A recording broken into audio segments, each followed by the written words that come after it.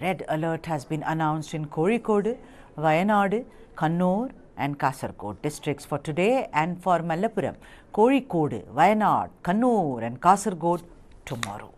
So far, 6 people have been feared dead as per latest reports. In Vadakara, Mohammad Nihal, who was all of 17 from Muttuvana in Maniur, got entangled in a power line that fell after a coconut tree came down on it. A man drowned in Kottayam. One youth went missing in Kozhikode. The dams in Thrissur and Aryanikudi have been closed. The collectors of Pathanamthitta, Kottayam, Kozhikode, Kannur and Kasaragod districts have all declared holidays in every educational institution. Paddy fields have totally submerged in areas such as Nedumudi. In all this, it's very chaotic in God's own country, and even as people have been moved to relief camps, they are today seeking answers. The questions are, of course, why are we subjected to this year after year? Who will stand up for our losses of lives and livelihood? Let's listen to some of people's voices on the floods and incessant rain in Kerala. Listen in. We necessary step 2 arrangements to tree cutting. We call fire force. They come immediately and they arrange to cut these trees. The tragedy will be started from the morning of 3 o'clock. But we will take the action. That means near about in 6 o'clock. Because the councillor, Mr. Goban, will inform me. Because something happened for the road of which one, that means ferrying out to that Cherur road. Then of course immediately I will come back, and then it happened like this because the fire force is coming in time. But they will ask because they cannot in arrangement for this cutting for this all things, and they will go back then. But one thing, the people of their place, because the youth wing were ready to cut this whole thing. I got transferred here to join. I came today to join SBI. Yes, I got transferred from Trivandrum to Kottayam. So early morning I just came to here to report at Kottayam Administrative Office.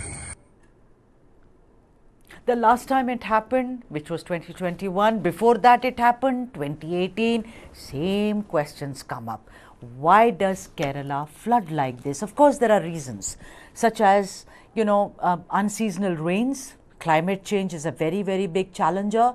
We have brazen urban building, but for God's sake, you can't possibly peddle the same reasons year after year, because no one is going to answer for those who've lost their lives and also livelihood. Dr. D.S. Pai, senior scientist with the Indian Meteorological Department, that is IMD, is now joining us, and we shall talk to him. Dr. Pai, a very, very warm welcome to you.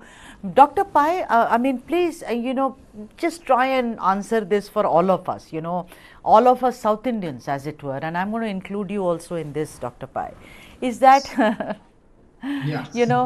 why is it that year after year, I thought the South Indian states were far more efficient. I'm sticking my neck out.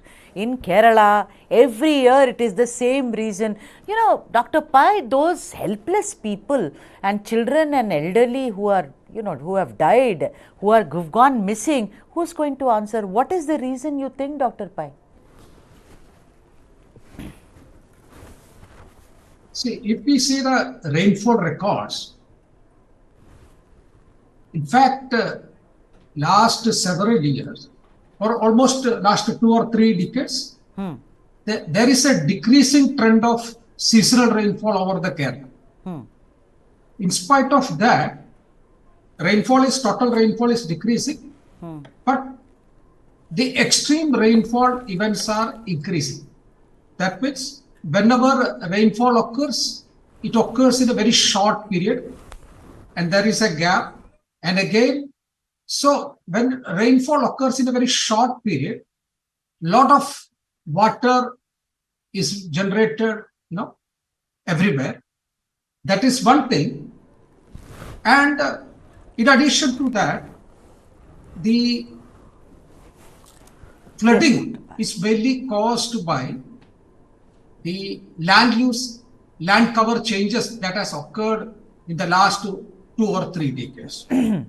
Generally, as per the geography of the Kerala, the maximum rainfall occurs in the Western Ghats, and then water, because of a slopy pattern, water flows from the east hilly region to westward in the coastal very quickly.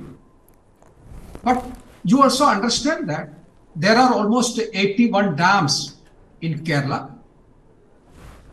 and they are all part of development, definitely, but they are also, along with other structure, hindering the natural flow of rivers and water. And we know these dams can control flooding by regulating the So, flow of Dr. water. Pai, let me stop you here so that people understand this also. Yeah. Do you think that it's because of unplanned buildings, no thinking, because Kerala, always had enough rains, it had natural resources, it's called God's own country. Do you think in our planning we have defaulted majorly, Dr. Pai? Is it because we have mismanaged it? We, as in you and me and people all over, is there has been mismanagement in Kerala or not, doctor? See, I will be talking about the scientific reason. I will not go what is the administrator and what are the other changes. You know that the population density of the Kerala is almost more than double of the national. Now, naturally, when you have got a large, almost 3.5 crore, people, you need housing for them. Yes. For agriculture has to be developed. So these people has been distributed almost every part of the Kerala, and every district is like urban type. There is no village. You can say that almost entire regions are urban. Now, in this process, what happened is that earlier we used to have a concept of one well in every house. Okay, now because people are more increased, when we got independence, I think the population was only around 1 crore or 1.5. Right. Now it has increased more than double or that. So what has increased population? You say they need more homes. Now, what more is homes? You need a more agriculture, for feeding them. Has to give them more jobs. Yeah. There are a lot of development, roads are being constructed. So as a result, what happened, whenever rainfall occurs, that has to infiltrate quickly into the surface. That is not happening. It takes a lot of time. Natural drainage has been vanished. And as I said, these wells are a very good mechanism by which whatever, but they are water disappearing. flows. But they are disappearing. They are pretty much disappeared in Tamil Nadu. They disappeared in Mumbai. They have disappeared everywhere. I mean, there is building there on wetland. The kind of buildings that have come up across India in Bengaluru. You see how Bengaluru is also flooded every time. I mean, it is horrible. There are pothole deaths.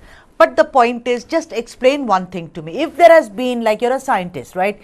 If there has been a climate change and that impact is being felt in Kerala, why is it that we cannot plan right now so that 10 years later, this conversation is not repeated? See, again, I am saying this hazard, when we call a natural hazards, that is always there. But the problem is with the human activities. Again, the climate change itself, I don't need to explain. It's because of human activity. But the hazard or the risk are also increased by interference by the human. As already I said, wells are vanishing. You have got unplanned buildings. So therefore, what happened is that the water flow earlier, it had some tributaries or natural drainage. Because of this type of construction, they have lost their natural path. And when extreme rainfall occurs, they try to find out earlier ways. So already you have got houses, you have got other structure. So sir, that is fine. Dr. Pai, that's all okay. You are saying there is brazen kind of, building activity. I am asking you a larger question, that if climate change has been felt across the world, it's not just judging Kerala here. But if it is felt, why is it that experts and the government of the day and others also sit across the table and not plan? Do we want this situation year after year? I mean, people in Wayanad, in Kannur, in Kozhikode, they are all today struggling. In Kochi, I have heard stories about seawater coming into people's homes. Everything has been destroyed. Who is going to pay them? Building a home takes years, sir. A house you can build in a year. A home takes years to build. See, I totally agree with your feelings. See, what IMD does is that we give a forecast and advisories and warning. So the further is not, I think that I cannot talk on that. The Right. further, So, depending on the local, requirement, local geography, local population, local, all that infrastructure. But you've been the very action is kind. taken. But Dr. Action Pai, is you've taken. been very kind because you have said there is indiscriminate building activity which goes on in Kerala, and that is one of the reasons why we see this year after year. All I'm saying is, when you speak about monitoring systems also, I know that India's monitoring system is now excellent. We saw Biparjoy. We saw, how there are enough advanced monitoring systems, etc., etc. But isn't that right, Dr. Pai, that you can only do, as in give warnings only till certain extent? People say, why were we not told? Of course you were told, but don't you explain that for the, for the viewers, that the warnings cannot be accurate to such an extent that people expect you to be? Yeah, definitely. See, like any forecast, tell me if any kind of forecast which is 100% accurate, nothing can be 100% accurate. So there can be always some difference. But at the same time, I can assure you that the forecasting capability infrastructure has improved a lot. And even this time also, the prediction from IMD was almost accurate. So we have been predicted almost 3-4 days before. And the rainfall, we had highest amount of rainfall that we predicted on 4th, that happened. And thereafter rainfall decreased. So that is only I can tell you. But other in the locally itself, state government, they have got a state disaster management authority. I am sure they are also taking all the appropriate action, advising people, and what best can be done. It is being done. That's all I can tell you. So what is impact? Everybody is responsible. It's not only government. Naturally, the people also has to be taken care. Society itself, where they construct. So whether they are constructing, they have to ensure that they are constructing not in a place where floods will get impact to them. So this information has to be collected. So everybody is a collective responsible for this. And I am going to ask you, Dr. Pai, where do you live, Dr. Pai? Where do you live? Now currently I am in Delhi. In Cochin, I am in Kerala. My home is at Kochi. In Kochi, fantastic. Yes. Now I want you to be a true South Indian and not just the scientist that you are. Tell me if there is one thing that you would like to change so far as rains are in Kerala, so that you don't have to face this. Maybe you are not facing it. Maybe some friends are facing it. What would that be, Dr. Pai? That one thing that we really need to take very seriously. Yeah. See, madam, let me tell you very frankly, I am not an engineer who can give you a solution. What floods or other impact has to be done. There are a lot of well knowledgeable engineers are there. I think they can give you solution. I'm sorry, I may not be able to give you exactly what to be done. I'm not asking you for solutions. I said, as a person who lives in Kochi, what is the one thing that you would want to change so that Kochi does not flood next time? I think that there is no very easy solution because already a lot of construction and everything development has been taken place. You cannot bring back all that. So step by step, as I said, simple things like construct. Earlier, as I said, there were no wells or no drainage. If it is not working, that has to be properly before the monsoon. That has to be clean, and water flowing into the ocean. Proper provision has to be made, particularly in the Cochin. I think in the Cochin, generally, if rain stops for a few hours, quickly the water flows into the ocean. So we have to ensure that much faster these things should happen, much faster. So that's all, at this stage I can. Dr. D.S. Pai, thank you so much for joining us on this broadcast. Thank you indeed. Thank you. But I'll tell you what, the thing is that it's the people who suffer, who maybe do not have agency. I'm going to leave you, rather make you see these voices. They are asking the questions as to why is it that we have to face this year after year. Listen to these people's voices. We necessary step 2 arrangements to tree cutting. We call fire force. They come immediately and they arrange to cut these trees. The tragedy will be start from the morning of 3 o'clock. But we will take the action, that means near about in 6 o'clock. Because the councillor, Mr. Goban, will inform me, because something happened for the road of which one, that means heading out to the Cherur road. Then of course immediately I will come back, and then they happen like this because the fire force is coming in time. But they will ask because they cannot in arrangement for this cutting for this all things, and they will go back then. But one thing, the people of their place, because the youth wing were ready to cut this whole thing. I got transferred here to join. I came today to join SBI. Yes, I got transferred from Trivandrum to Kottayam. So early morning I just came to here to report at Kottayam Administrative Office. Whether it's Alapura, whether it's Kannur, whether it's Kozhikode, we pray that you have a very dry weekend and no rains at all.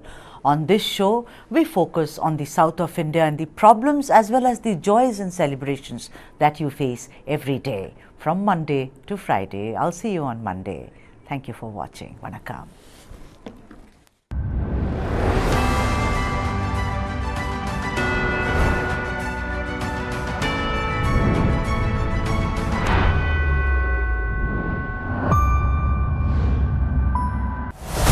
Gautam Adani, one of the richest men in the world, or a business honcho, accused of manipulating the market. Adani ji 609 number से दूसरे number तक कैसे पहुंचे? सिर्फ एक सवाल पूछा, नरेंद्र मोदी जी, आपका अदानी जी से रिश्ता क्या है? He has given the space, the railways, the airport, which he has no experience also. So the country's interest has been compromised.